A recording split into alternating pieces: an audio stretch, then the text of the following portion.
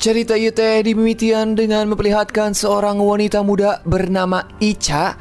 Setiap hari ia bekerja sebagai sales di sebuah toko baju matahari yang cukup besar. Di balik senyumannya yang manis, ternyata Ica hidup sebatang kara dan hanya menempati sebuah kamar kos sederhana yang sudah ia anggap sebagai rumahnya sendiri.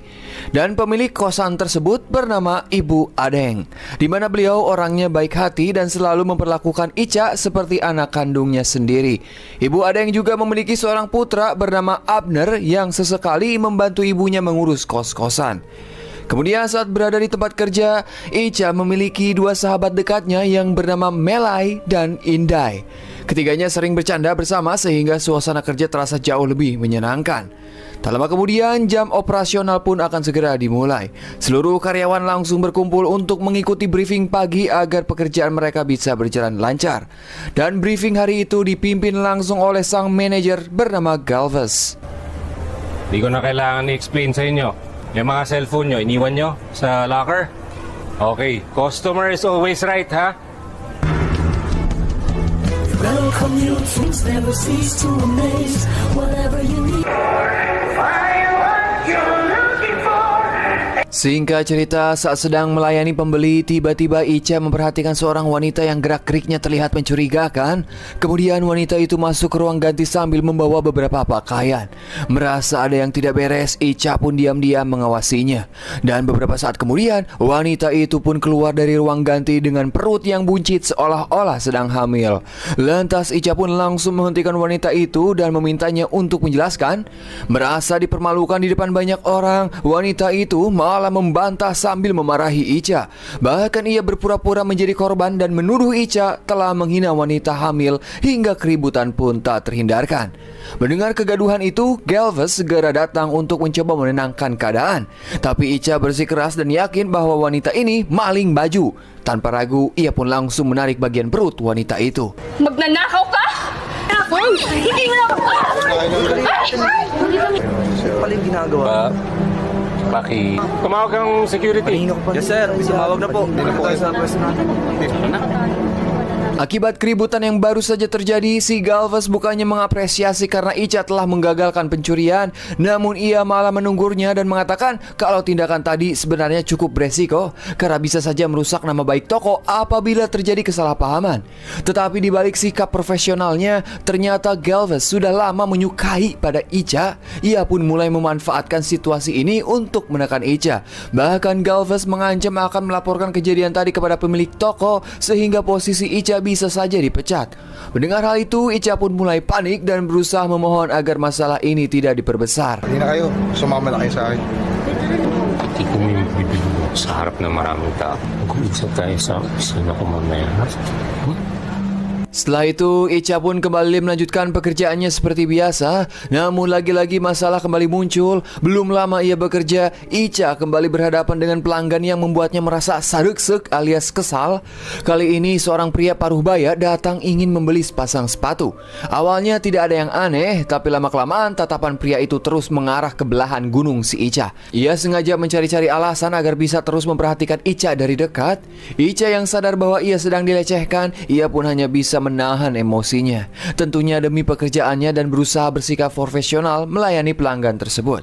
Meski begitu, lama-kelamaan tingkah pria itu semakin berlebihan hingga membuat suasana kembali menjadi kacau.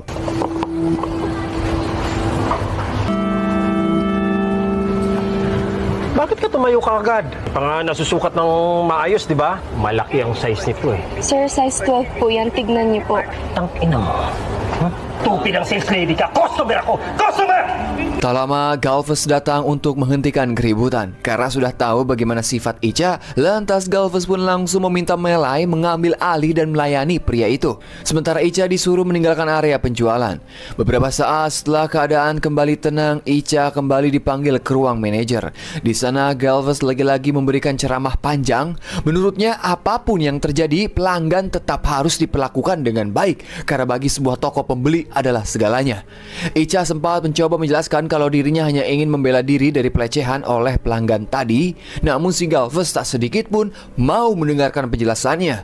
Baginya alasan apapun tetap dianggap sebagai kesalahan. Melihat Ica kembali di posisi sulit, Galva sekali lagi memanfaatkan kesempatan itu. Ia mengatakan, aku bisa saja menutup semua masalah yang terjadi hari ini, tapi sebagai gantinya, Ica harus bersedia memenuhi keinginannya, yaitu menghisap kanjutnya. Gile, musik!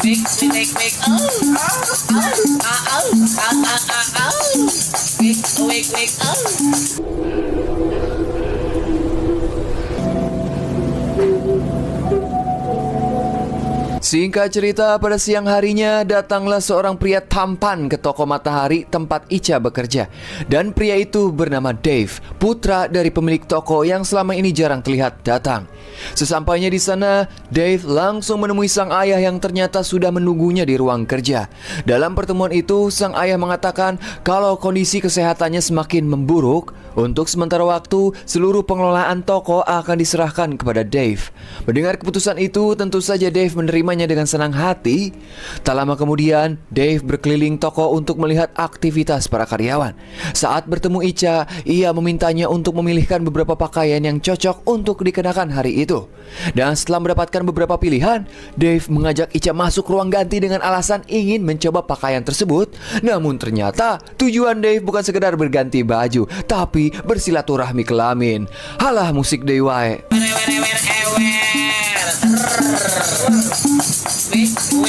Bawal ba? Sino ba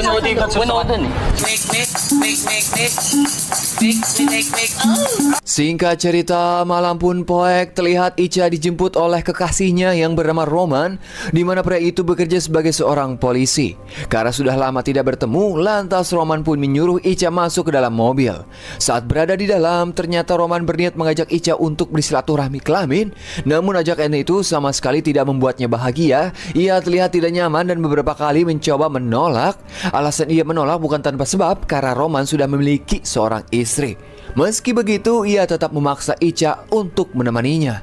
Di sini terungkap kalau hubungan mereka memang bukan berdasarkan saling suka, karena dari dulu Ica berada dalam pengawasan Roman setelah ayah Ica dipenjara, dan hanya Romanlah yang mengetahui di mana ayahnya dipenjara. Selain itu, Ica juga merasa memiliki utang budi yang sangat besar padanya. Namun Roman sendiri sering bersikap kasar dan memanfaatkan keadaan Ica. Karena tidak punya banyak pilihan, akhirnya Ica selalu menuruti keinginan pria tersebut. Dan pada malam itu, Roman membawa Ica menuju sebuah hotel Oyo untuk melakukan begituan. Gile, seueuh nasi ieu, padahal mah tadi siang udah, sekarang main lagi. Capek aing mah kudu musik-musik deui. Musik.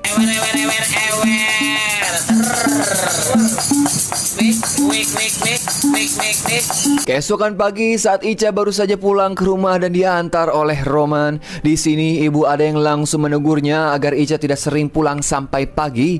Sebagai pemilik kos sekaligus seorang guru, ibu ada yang merasa tidak enak dengan omongan para tetangga jika hal seperti itu terus berulang. Setelah memberikan nasihat, ibu ada yang pun berangkat mengajar seperti biasa. Sementara anaknya yang bernama Abner bersiap pergi ke sekolah.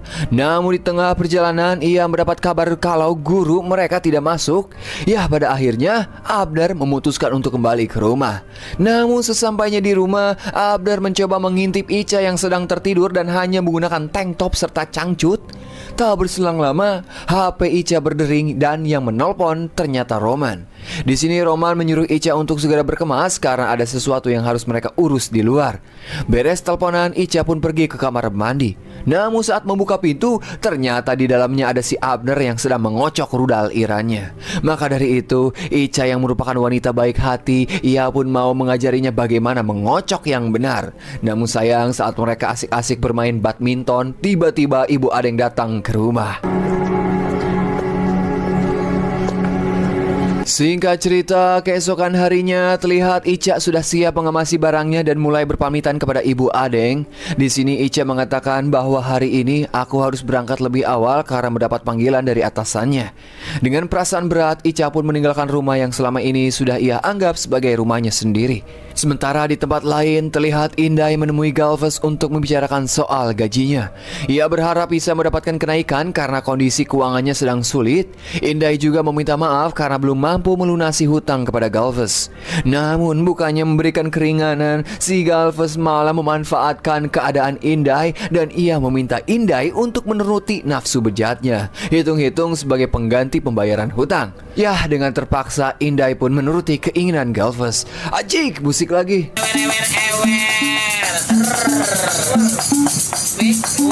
Singkat cerita, pada malam harinya terlihat Roman datang ke toko tempat Icha bekerja. Di sana ia mencari keberadaan Icha dan bertanya kepada Melai. Namun Melai menjelaskan kalau hari itu Icha memang sedang libur dan tidak masuk kerja.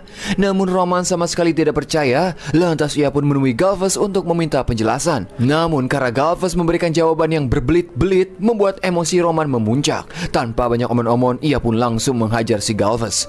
Roman juga mengetahui sekaligus meluapkan kemarahannya karena Galvez selama ini sering memperlakukan Icha dan para karyawan wanita dengan seenaknya. Wasok mo sa loob. Ha? O ngayon, alam niyo na, putang niyo. Ayun si trabaho.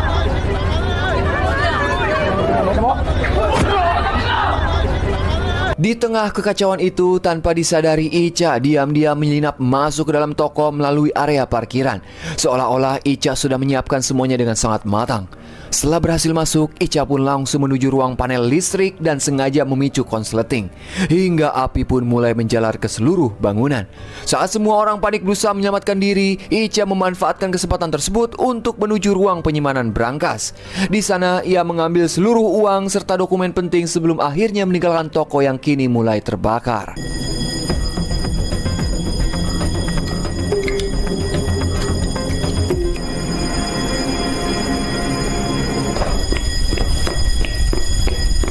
Namun saat mau meninggalkan toko, Icha dikejutkan oleh pemandangan yang membuatnya sedih, di mana Melai ternyata ditembak oleh Roman akibat ia sempat melawan. Nah, saat itulah terungkap kalau semua kejadian malam itu memang sudah direncanakan oleh Icha sejak lama. Meski rencana berjalan sesuai harapan, Icha tetap tidak tega melihat sahabatnya menjadi korban. Dengan perasaan es campur, ia pun meletakkan kartu identitas dan dompetnya di dekat jasad Melai. Tujuan dia melakukan itu agar semua orang mengira wanita yang meninggal dalam kebakaran adalah Icha. Andito po Davidson Department Store sa may Caloocan City at sa mga tao galing sa loob ng mall, mabilis kumarumbero. Inaalam pa ng mga otoridad ang Singkat cerita, kisah pun beralih ke masa lalu saat pertama kali Icha bertemu dengan Roman. Waktu itu Roman mengajak Icha tinggal di rumah bersama sang istri yang bernama Monica. Sejak hari pertama tinggal, Monica sudah menunjukkan rasa tidak suka pada Icha. Ia merasa kehadiran Icha menjadi ancaman dan kerap memperlakukannya dengan kasar. Saat Roman tidak berada di rumah, Icha sering dipaksa mengerjakan berbagai pekerjaan rumah layaknya seorang pembantu.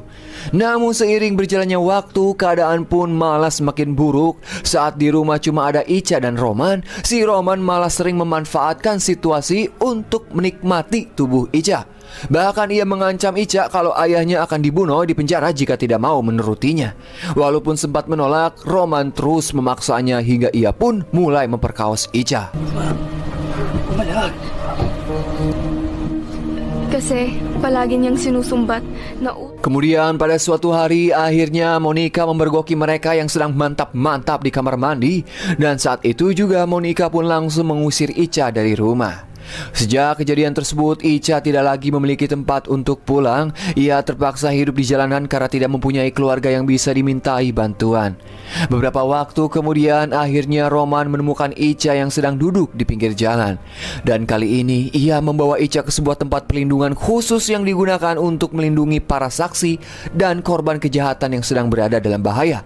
Di tempat itu, hidup Icha mulai berubah sedikit demi sedikit. Ia diperlakukan dengan baik dan mendapat berbagai pelatihan perlindungan agar mampu melindungi dirinya sendiri. Di sana, Icha belajar bela diri, melatih ketahanan mental, hingga berlatih menggunakan senjata api dengan benar di bawah pengawasan.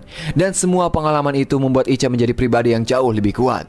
Sejak saat itulah, ia mulai bertekad untuk melepaskan diri dari bayang-bayang roman sekaligus mencari kesempatan agar bisa bertemu kembali dengan ayahnya. 17 anyos na ako nun. Kay Roman, malayo sa demonyo.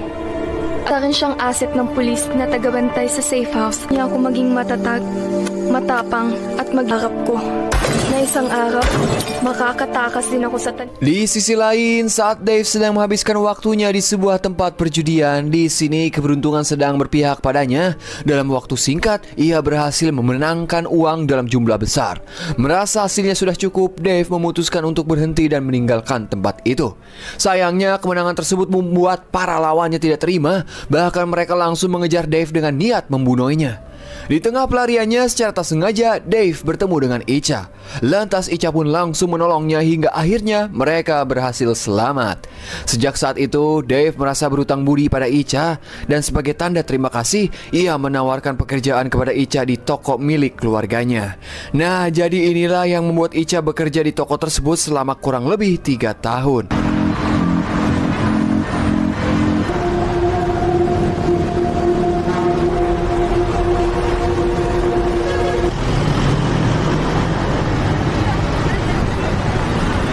Ang laki pala ng Saka ito na din pera. At doon na nga nagsimula ang pagkakaibigan namin ni Dave. Singkat cerita, akhirnya Icha resmi bekerja di toko baju milik keluarga Dave. Selama berada di sana tidak ada satupun karyawan yang mengetahui kalau Icha dan Dave sebenarnya sudah saling mengenal sejak lama. Di depan semua orang, mereka hanya berpura-pura menjadi atasan dan bawahan biasa. Namun di balik semua itu, Icha ternyata memiliki misi rahasia. Ia sengaja ditempatkan di toko tersebut untuk mengumpulkan berbagai informasi penting. Kedekatannya dengan Dave juga bukan sebuah kebetulan, karena semuanya sudah menjadi bagian dari rencana yang mereka susun sejak awal.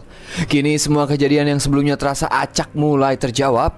Mulai dari Icha yang sengaja bertahan bekerja meski terus mendapat tekanan dari Galvez, keributan dengan para pelanggan, hingga berbagai masalah yang terjadi di dalam toko. Ternyata semua itu dilakukan agar Icha bisa mengetahui letak ruang audit, lokasi berangkas, serta sistem keamanan yang digunakan di dalam gedung.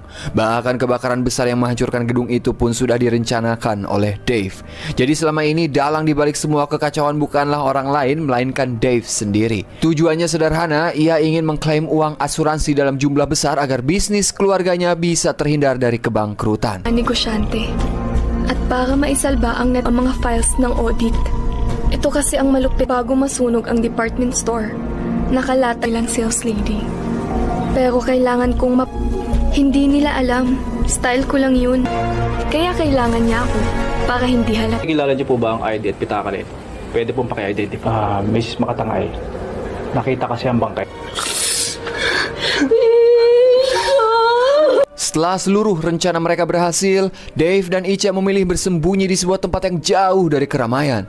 Di sana mereka akhirnya bisa bernafas lega karena semua berjalan sesuai dengan rencana.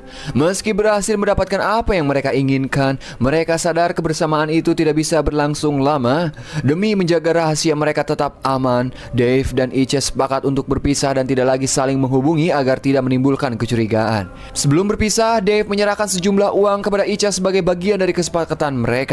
Tak luput dan yang paling penting, mereka berewong-ewong dulu untuk terakhir kali sebelum berpisah. Musik lagi.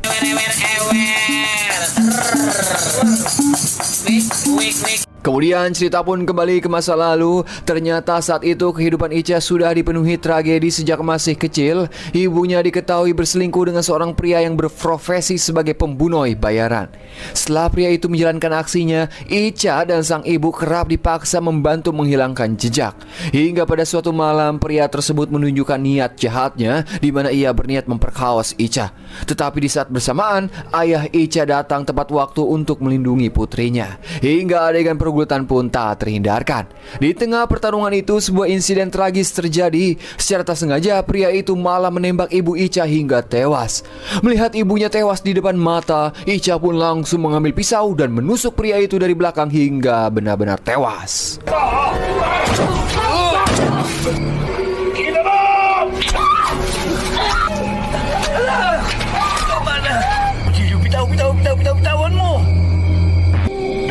Anak, napakabata mo pa. Basta makinig ka. Ako. Layaknya seorang ayah yang ingin melindungi anaknya, ayah Ica pun mengaku kepada pihak polisi bahwa ia adalah pelaku pembunuhan. Tujuan sang ayah melakukan itu agar Ica tidak ikut terseret ke dalam kasus ini. Salah satu polisi yang menangani kasus itu ternyata adalah Roman.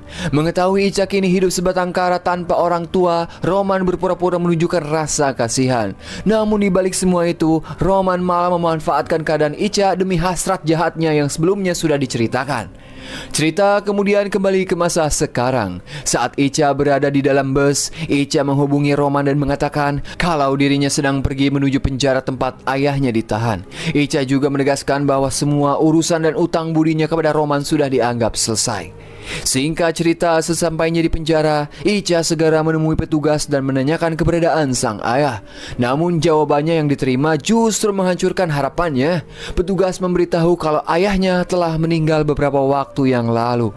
Mendengar kabar itu, Ica hanya bisa terdiam dan nangis kejar-kejar karena impiannya untuk bertemu kembali dengan sang ayah akhirnya pupus untuk selamanya. Maraming tinamaan ng COVID ng mga bilanggo dito.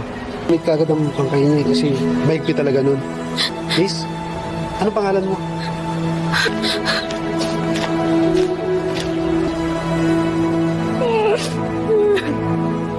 Waktu pun terus berlalu hingga pada suatu malam Ica datang ke sebuah tempat yang sudah ditentukan.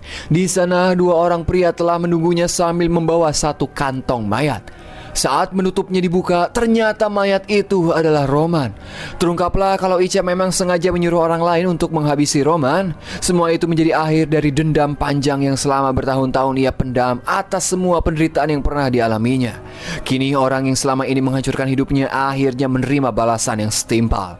Sementara Ica memilih meninggalkan masa lalunya dan memulai hidup baru menjadi karyawan Kopdes.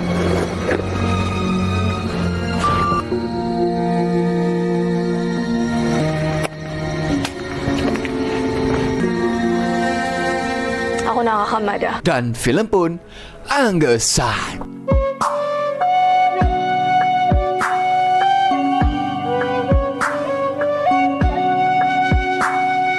Viewers, mungkin segitu info di pusat mengabarkan. Saya Dharma yang bertugas di dapur MBG mengucapkan hatur nuhun. Dan tak lupa saya selalu mendoakan kalian semua diberi kesehatan selalu, dilancarkan rezekina, dipermudah segala urusannya. Silakan Bapak Gufron penutupan. Guys, kagok sama saya.